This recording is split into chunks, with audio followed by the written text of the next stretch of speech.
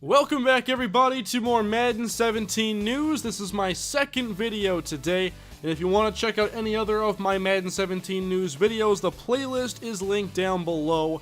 But this one is all about special teams, catch outcomes, and ball physics. The article from EA Sports with this information is linked down below if you want to follow along. But we start off with special teams, and obviously here is a nice thumbnail of Blair Walsh kicking a field goal against the Seahawks. Hopefully this one went through the uprights. But obviously in Madden, kicking has been very easy and almost automatic from about 50 yards in. The question you have normally is, can my kicker kick this 56-yarder? And sometimes if you don't use the on-screen UI assisting, sometimes the long-range kicks with the wind can get tricky. I have missed some of those, but for the most part, field goals are still fairly automatic. So now there is going to be a new kick meter in the game, and by this screenshot here you can see that there are 3 defenders that have kind of this block icon above them. That B means they can block the kick, and there are block kick mechanics described later, and this could be very exciting if kicking is more authentic this year and if you can really get some blocks. What I'm very happy to see here is that they didn't approach this block the kick mechanic and try to just recreate, like I thought maybe in the back of my mind you could just like plug in, remember the Darren Bates, jump over the line and then block the kick that way. Cam Chancellor tried it as well. Now this is how blocks typically happen. You have guys off the edge, and you also sometimes have a guy inside that's very good at blocking. Like I mentioned a couple videos ago, Julius Peppers is very good at it, and other guys have a number of blocks as well. So here is a look at the new kick meter, and it has a 3-button approach. One to start, one to set the power there at the top, and then one to do the accuracy as it comes back down. This is in a lot of like golf games, and Madden used to have a similar meter. It didn't look quite like this, and it's hard to say whether this meter is going to be enough to make things more difficult until you get your hands on it and see how it varies from difficulty to difficulty. I want to see authentic percentages for field goals. I want to see the attributes really matter, and typically we just look at kick power. If a guy has 96 kick power and 75 accuracy, he's a good kicker. And I'm hoping in Madden 17 that guy isn't necessarily very good. It does say in here that the harder you try and kick it, the more difficult it will be to hit the accuracy window. They have also restored the squib kick mechanic based on community response, and new to Madden 17 are sky punt and backspin options for situational strategies in the kicking game, and that's also on this same screenshot. You see sky kick, normal, squib. So very cool stuff here. I definitely want to see special teams become a part of Madden where you have to pay attention. And especially extra points have been knocked back. We see so many kickers cut and replaced after misses between like 40 and 50 yards, and I really want to see this matter because I'm tired of 45-yard field goals being gimmies. There were plenty of missed extra points as well, so nothing should be safe. And we all know, 27-yard field goals from left hash aren't automatic either, sadly. That was not fun to watch, by the way. It was probably a lot less fun to watch Gary Anderson miss his in 98. But now, trick plays are the next section here, and there are going to be some new wrinkles you can put into your special teams game plans, it looks like. Like they mentioned Seattle's trick field goal for a touchdown against the Packers in that 2014 NFC Championship game.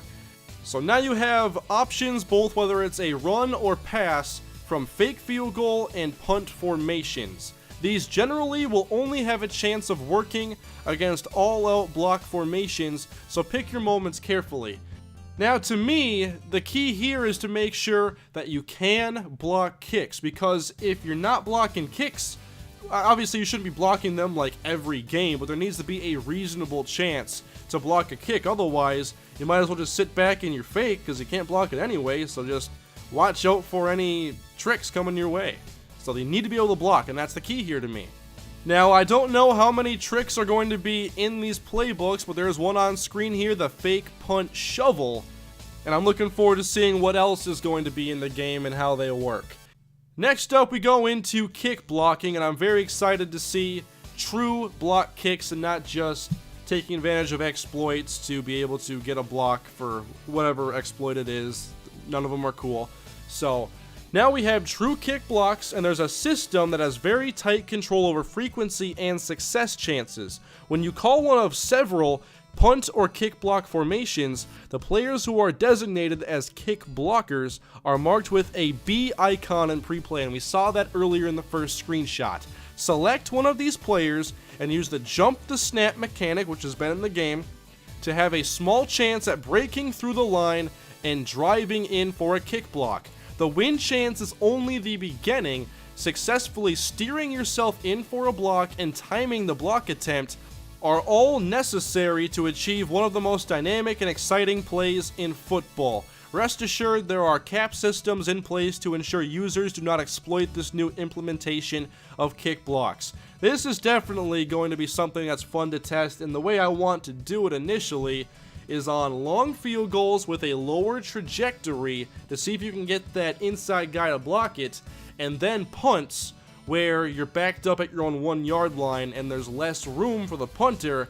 I want to see if you can get a reasonable amount of blocks in those situations. But if kicking is more difficult this year and blocks are authentic, it's a game changer for special teams, and special teams has needed it for a long time. So that is it for the special teams section of this article, but also in here are catch outcomes. And obviously last year they introduced the wide receiver DB interactions, all these new catches, and specifically aggressive catching, which has been tuned in here. They received a lot of feedback throughout the year. From the day the game dropped until now, people are still talking about aggressive catching, and it does look like it has been tuned so that not every receiver can pull off these catches, and so that the defenders have a better chance at preventing those catches. Specifically, they've given defenders a swap mechanic. In here, it also mentions how they don't want to see everybody be able to do all the one-handed catches and whatnot, so they restrict those extremely athletic, high degree of difficulty catches to the more elite ball-in-air receivers only. So Odell Beckham, Julio Jones, Antonio Brown, DeAndre Hopkins, Dez Bryant, those type of guys. And then running backs and slot receivers will trigger a catch that is more reflective of their catching ability. Next, they say that there were cases where the defender would trigger animations that would not match the user's input, so they've added significant animation coverage to both play receiver and SWAT to ensure you will get an animation that matches your intended action. You definitely want to feel that controller with a defensive back and not just feel helpless. So hopefully that is better this year, but I do think that in my series at least, I mostly play offline. I really haven't had too many complaints with the aggressive catching, because most of the time when it happens, it's because I'm going against like the Texans, for instance, and their receivers are big, go up and get it receivers, and my corners are all under 6 foot. So, next up, they talk about how there was feedback from the community about not having injury chances on receivers who exposed their bodies and took consistent hits while performing aggressive catches. So they've increased injury chances, and if you're repeatedly targeting your big threat receiver on jump balls in traffic, there's now a significant risk of injury to that player. From this and the changes to zone coverage, they're definitely going to be giving us players that are having to defend these 4 verticals and whatnot something to work with, and I'm looking forward to seeing how it all works. They also wanted to reiterate in here that there is a user bonus for basically usering and using the defensive mechanics. So when you're controlling the defensive back when the ball is in the air, you get a bonus for making the right decisions, and each mechanic has its own risk and reward. And one of the things that's going to be an option for you this year as a user defender in coverage is the swap mechanic. In here it says that they wanted to not nerf aggressive catch, but build an effective counter mechanic on defense. So defenders now have 3 options when the ball is in the air: play the ball, play the receiver, or swat. So if you want to give up the chance at an interception, then you have the swap mechanic, and it's been custom designed to counter the aggressive catch on defense. We then cap this off with ball physics, which also ties back into blocking the kick and also in coverage on tip passes. So the first effect it's going to have is on organic knockdowns and tip balls. In the article it says a huge legacy flaw in the Madden catch system is once a player has matched a catch, the ball will stay in the receiver's hands regardless, With ball physics, if a defender collides with the ball during a catch animation, the ball has a chance to be organically knocked out. This also applies to hands and limbs. If they get an arm between the ball and the receiver will no longer be able to pull the ball through the defender. This is quite a game changer for catches in traffic, and strategic use of the possession catch is critical. I love this. For them to have the organic knockouts is going to be big, and catching the football will continue to be more realistic with this. In those cases where a ball is tipped, swatted, or broken up, the path the ball takes is purely momentum and physics based. Players can react to it in real time and will attempt to catch it off the tip. As a result of this, we have tuned catch chances and tip ball catch chances accordingly. Dropped interceptions are much rarer this year, and passes that get broken up, swatted, or tipped have the potential to be caught off the tip. We have added several diving, sliding, and below the knees type catches to cover these scenarios. So, this past year in Madden 16, there have been a lot more catches off the tip, and there are animations with a ball being punched out. I have had some really cool ones in my series, and to see that take a step further with actual momentum and having less kind of scripted nature of those swats is just going to make everything play out more organically. And I'm very excited to see some of these new animations. So that's kind of how it affects the passing game a bit. And now block kicks. So now with block kicks, when the block occurs, ball physics ensures the behavior of the ball after a block is not animated or scripted. It is organic and unpredictable. So it looks like another momentum-based deal where the defender makes a block, and depending on how he makes contact with the ball, where it goes is not going to be predetermined. So that is also very cool. And then we go on to onside kicks. And this year there will be the ability to aim the onside kicks, and that has been gone now for I forget how long, but onside kicks can be aimed again. And the unpredictability introduced by ball physics makes onside kicks another thrilling aspect of special teams in Madden NFL 17. I really want to see the bounces not only be unpredictable, but also higher. I don't want to see a ball just bounce right into the chest of a player on the front line all the time. So it'll be exciting to see how many ways the onside kicks can play out. And next up there is loose ball recovery. And obviously fumble recoveries have needed a lot of work with players diving and missing the ball too often.